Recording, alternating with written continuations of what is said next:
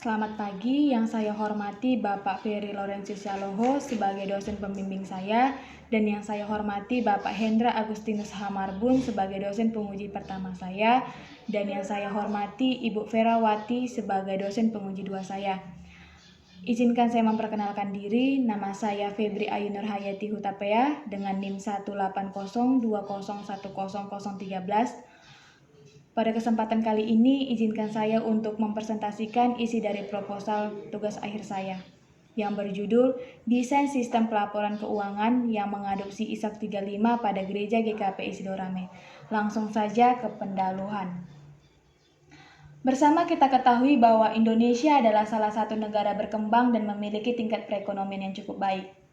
Data tersebut dapat kita lihat melalui Badan Pusat Statistik atau PDB bahwa pertumbuhan Indonesia sekitar 5,02% di setiap tahunnya pada kuartal ketiga. Perkembangan perekonomian yang cukup pesat ini membuat setiap cabang ilmu pengetahuan memainkan perannya masing-masing, dan salah satunya adalah ilmu akuntansi. Akuntansi sangat dibutuhkan dalam setiap perusahaan dan organisasi sebagai pengevaluasian, mengkontrol, dan pengambilan keputusan. Ilmu akuntansi sangat dibutuhkan dalam organisasi, dan secara universal organisasi terbagi menjadi dua, yaitu organisasi laba dan organisasi non-laba. Organisasi laba adalah organisasi yang seluruh pendanaannya berasal dari pemilik laba dan laba dari aktivitas organisasi tersebut. Organisasi non-laba adalah organisasi yang pendanaannya seluruhnya berasal dari sumbangan donatur, hibah, ataupun penjualan barang atau jasa. Organisasi non-laba adalah sekumpulan masyarakat yang memiliki fokus pada pelayanan masyarakat dan sosial dengan tujuan tidak mengharapkan laba, dan salah satu organisasi non-laba adalah gereja. Menurut data gereja, di Indonesia telah tersebar sekitar 44.000 gereja di seluruh pelosok Indonesia. Gereja memiliki fungsi lain selain tempat peribadatan umat Kristiani, yaitu sebagai tempat pelayanan masyarakat dan sosial. Dan segala aktivitas yang dilakukan di dalam gereja, dananya berasal dari sumbangan donatur maupun dari jemaat itu sendiri. Maka dari situ, pengurus gereja seharusnya membuat laporan keuangan agar dapat dibaca oleh donatur sebagai pertanggungjawaban gereja.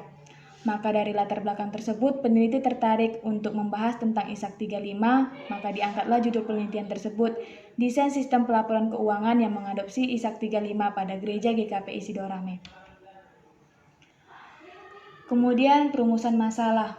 Berdasarkan uraian latar belakang di atas, maka dapat dirumuskan masalah yaitu bagaimana mendesain sistem pelaporan keuangan yang mengadopsi ISAK 35 pada Gereja GKPI Jemaat Khusus Sidorame.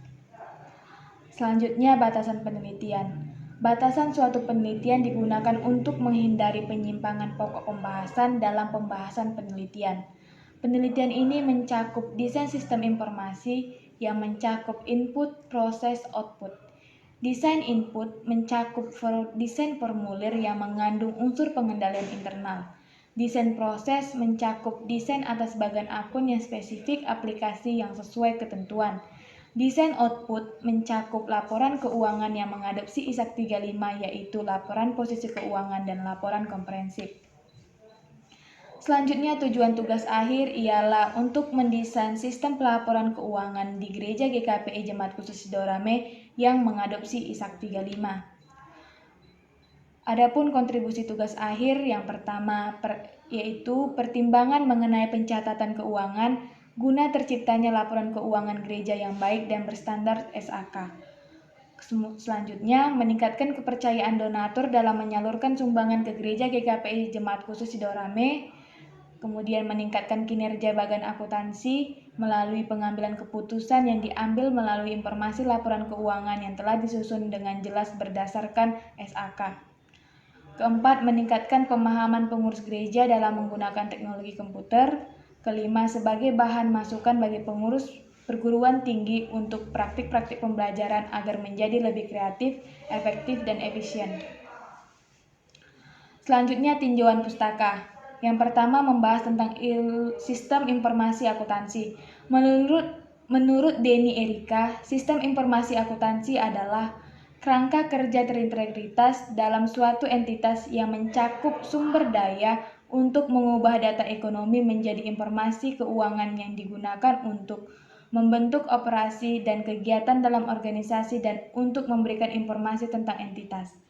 Selanjutnya, perancangan formulir.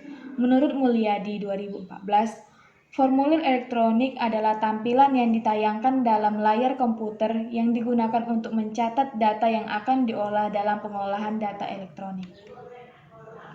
Selanjutnya, penyusunan bagan akun standar. Bagan akun adalah suatu daftar rangkaian akun-akun yang sudah dibuat dan disusun secara sistematis dan teratur dengan menggunakan simbol-simbol huruf, angka, ataupun perpaduan antara keduanya yang bermanfaat untuk membantu pemrosesan informasi, baik secara manual maupun terkomputerisasi, agar lebih mudah diproses, dikontrol, dan dilaporkan. Selanjutnya, penilaian atas nilai wajar aset atau PSAK 68.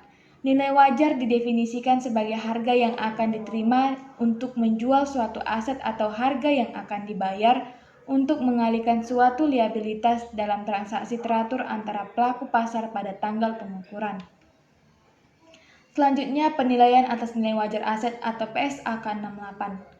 Nilai wajar didefinisikan sebagai harga yang akan diterima untuk menjual suatu aset atau harga yang akan dibayar untuk mengalihkan suatu liabilitas dalam transaksi teratur antara pelaku pasar pada tanggal pengukuran. Teknik penilaian yang digunakan dalam mengukur nilai wajar yang maksimal menggunakan input yang dapat diobservasi, yang relevan, dan dapat meminimalkan penggunaan input yang tidak dapat diobservasi. Input tersebut dikategorikan menjadi 3 level. Yang pertama, input level 1, input level 2, dan input level 3. Selanjutnya, gereja sebagai organisasi non-laba. Organisasi non-laba adalah kelompok organisasi yang didirikan secara sukarela untuk tujuan tidak menguntungkan. Perbedaan antara organisasi non-laba dan organisasi yang berorientasi laba terletak pada kepemilikan organisasi dan sumber pendanaan untuk kedua organisasi tersebut. Selanjutnya, interpretasi standar akuntansi keuangan atau ISAK 35. ISAK 35 merupakan hasil dari revisi atas pencabutan PSAK 45. ISAK 35 diterbitkan dalam rangka mengatur ruang lingkup penyajian laporan keuangan entitas yang berorientasi non-laba terlepas dari badan hukum entitas tersebut. Interpretasi ini dapat diterapkan juga oleh entitas yang menggunakan standar akuntansi keuangan entitas tanpa akuntabilitas publik. Selanjutnya, laporan keuangan organisasi non-laba berdasarkan ISAK 35. Laporan keuangan merupakan hasil dari suatu proses akuntansi yang terdiri dari neraca dan laporan laba rugi yang digunakan untuk mengambil keputusan untuk mencapai tujuan perusahaan. Selanjutnya, metodologi penelitian. Yang pertama, waktu dan tempat penelitian. Objek penelitian akan dilaksanakan di Gereja GKPI Jemaat Khusus Sidorame yang beralamat di Jalan Pelita 2 nomor 115 Sidorame Barat 2, Kecamatan Medan Perjuangan, Kota Medan, Sumatera Utara. Penelitian tersebut dilaksanakan sekitar 2-3 bulan yang dimulai pada awal bulan Juni. Adapun tahapan penelitian yang dilakukan, yang pertama, melakukan pengumpulan data dengan melakukan observasi dengan pengurus gereja. Yang kedua, melakukan analisis data. Dan yang ketiga, melakukan perancangan atas sistem pemrosesan transaksi gereja berbasis komputer. Dan yang keempat, menguji aplikasi akuntansi atau Accurate yang sudah dirancang dengan transaksi real yang berasal dari catatan kas gereja.